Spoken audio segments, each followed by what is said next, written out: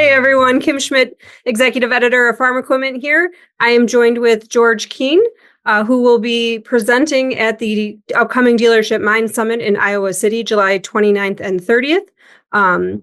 George is going to be doing a pre-summit workshop with us, as well as presenting during the general session during the meeting. So George is here with us today just to give us a little preview of what he'll be talking about at the summit. So I guess to start off, George, can you just tell us a little bit about who you are and some of your background?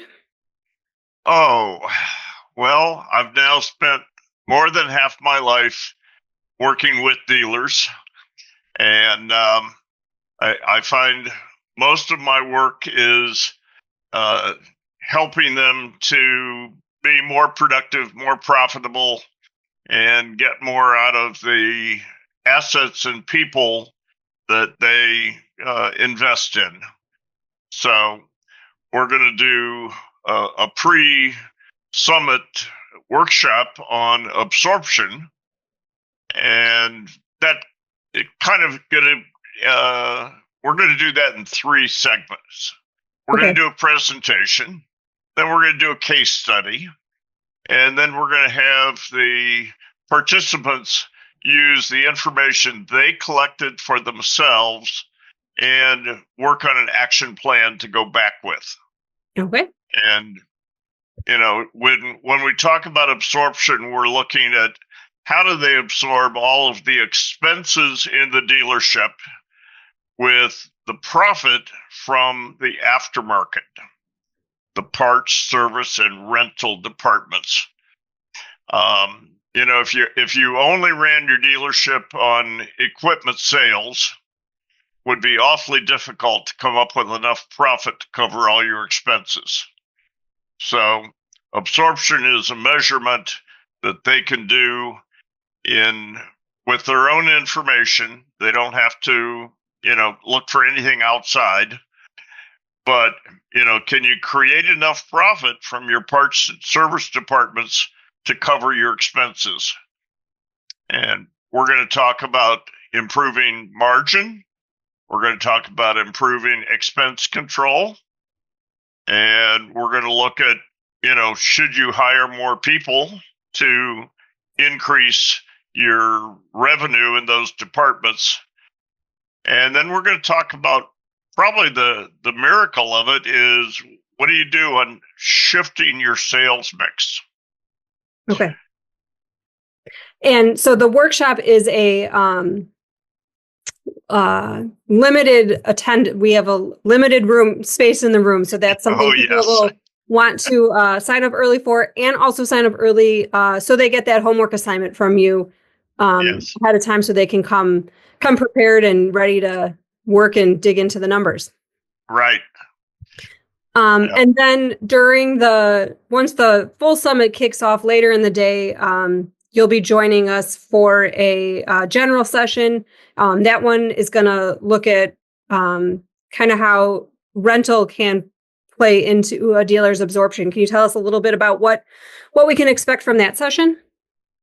Sure. The agricultural dealers traditionally have been equipment sales, parts, service. Some do rental, but probably not as many take advantage of what rental can do for them. It doesn't always have to be an increase in assets.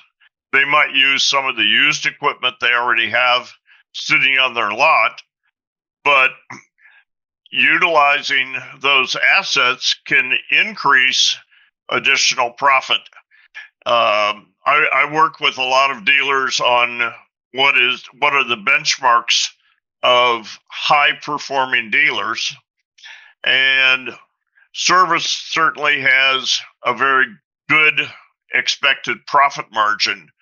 But the second best department in a dealership in expected gross profit is rental.